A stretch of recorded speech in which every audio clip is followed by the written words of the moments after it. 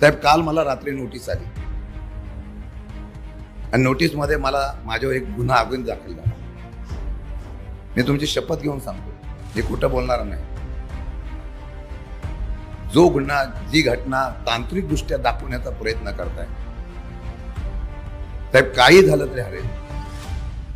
हे आत्ताच नाही, गेल्या 5-6 महिन्यापासून माझ्यावर दबाव चाललेला. साहेबांना कल्पना आहे. 1 केस, 2 केस, अजून किती केसेस टाकायचे टाका.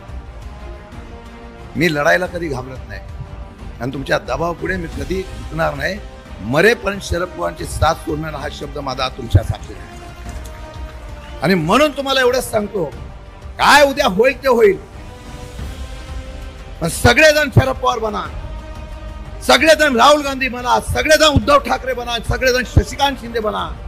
निवडणुकाची ऐतिहासिक करून दाखवू की महाराष्ट्रामध्ये सर्वात जास्त चव्हाण साहेबांच्या भूमीने इतिहास घडवला आणि या असलेल्या भूमीने सर्वात जास्त मताने महाविकास आघाडीचा उमेदवार निवडून दिला. इतिहास करण्याची भूमिका करा.